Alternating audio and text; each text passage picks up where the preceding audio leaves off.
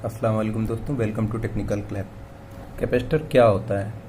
Capacitor दो धातु की प्लेट यानी दो कंडक्टर हो, उसके बीच में कोई इंसुलेटेड लगा देंगे जिससे दोनों टच नहीं होगा आपस में, दोनों अलग हो जाएगा। और उसके अंदर वोल्टेज जब अप्लाई करेंगे तो उसमें इलेक्ट्रिक एनर्जी स्टोर होगा, और वो स्टोर जो है वो विपरीत में होगा, तो उसे ही कैपेसिटर कहते हैं।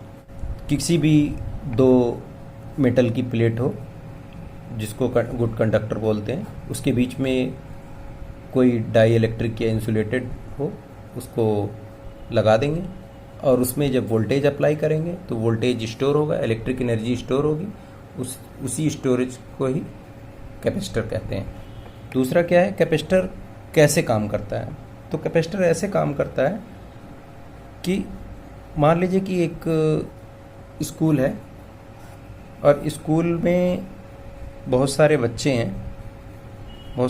हैं और उनकी छुट्टी हुई है तो वो एक एक करके अलग अलग निकल रहे हैं, कभी दो निकल रहे हैं, कभी तीन निकल रहे हैं, ऐसे करके बच्चे जा रहे हैं और वो एक साथ नहीं जा रहे हैं, अनडिसिप्लिन है।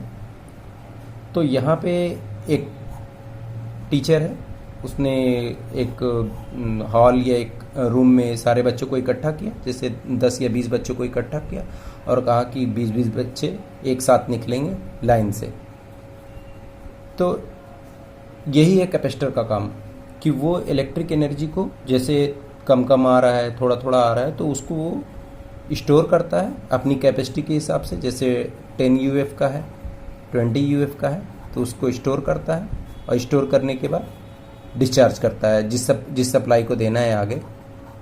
आगे जिस सप्लाई को चाहिए, मान लीजिए 5 वोल्ट है, 12 वोल्ट है, जो भी है, तो वो उस अपनी कैपेसिटी के हिसाब से स्टोर करके आगे देता है। जैसे यहाँ बच्चे अभी होंगे और वो डिसिप्लिन से निकलेंगे, बिल्कुल एक साथ निकलेंगे लाइन बना के, तो उसी तरीके से ये निकलता है और नॉइज़ कम करता है।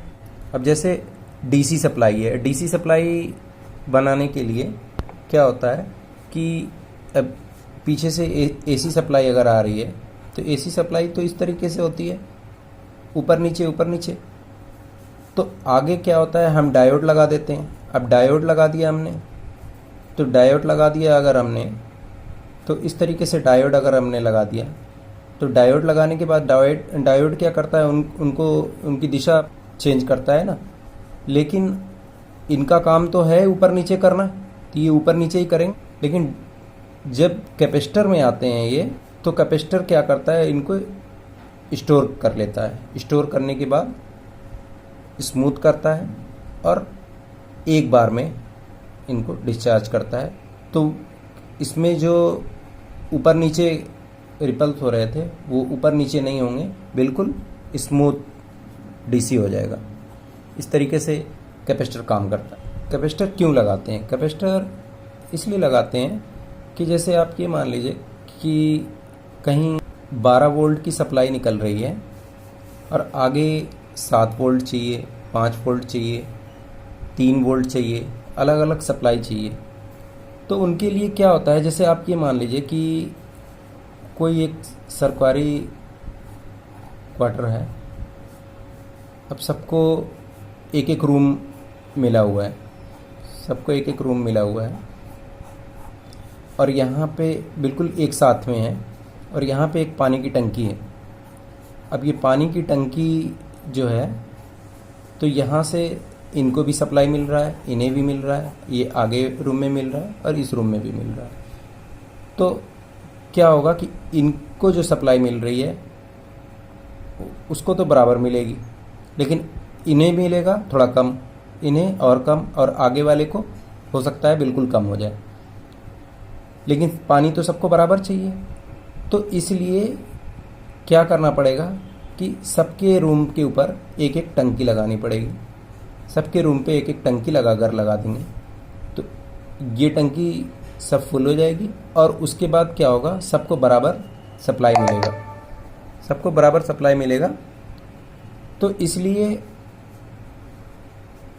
कैपेसिटर भी लगाते हैं। अब जैसे यहाँ से 12 वोल्ट जा रहा है, अब अगर यहाँ पे हमने 7 वोल्ट का कैपेसिटर लगा दिया है, जो भी उसकी वैल्यू 10 UF जैसा उसका कैलकुलेशन हुआ, इसमें कैपेसिटर लगा दिया,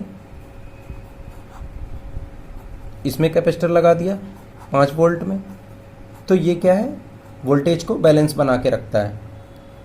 जैसे हमने ये पानी टंकी से आपको एग्जांपल समझाया, इसी तरीके से सबको बैलेंस बना के रखता है। वरना 12 वोल्ट यहाँ से आ रहा है तो ये यहाँ 7 वोल्ट आएगा, 5 वोल्ट पे जाके और कम हो जाएगा, उसको मिलेगा नहीं, फ्लैक्चुएशन होगा। इस तरीके से कैपेसिटर काम करता है। टाइप ऑफ कैपेसिटर, कैपेसिटर कितने प्रकार के होते हैं? तो कैपेसिटर होता है, एक ये कैपेसिटर है, देखिए ये कैपेसिटर है नॉन पोलराइज कैपेसिटर। ये AC मोटर में यूज़ होता है। इसमें सप्लाई ऐसे दें या ऐसे दें उसका कोई फ़र्क नहीं पड़ता। और इस तरीके से देखिए ये फिल्म कैपेसिटर है, ये भी नॉन पोलराइज कैपेसिटर है। ये सिरेमिक कैपेसिटर है, ये भी नॉन पोलराइज कैपेसिटर है। और ये पोलराइज कैपेसिटर है। पोलराइज यानी एक तरफ माइनस एक तरफ प्लस। तो माइनस का क्या होता है, छोटा इसका टांग होता है, और प्लस वाले का बड़ा होता है ले। और एक तरफ ऐसे सफ़ेद या ब्लैक पट्टी होगी और उसमें ऐसे माइनस माइनस बना होगा, तो इससे पता लग जाता है ये माइनस है और ये प्लस है। जिस तरह से DC में माइनस प्लस का ध्यान देते हैं, इसी तरीके से इसके कैपेसिटर में भी देते हैं। ये DC कैपेसिटर कहलाता है, पोलराइज कैपेसिटर। देखिए इसमें जैसे ब्लैक ब्लैक पट्टी दी हुई है, तो ये पोलराइज कैपेसिटर है। इसमें पोलैरिटी का ध्यान रखते हैं। आई होप आपको वीडियो समझ में आया होगा। इस तरीके की वीडियो देखने के लिए चैनल को सब्सक्राइब करें और लाइक कीजिए। मिलते हैं अगली वीडियो में।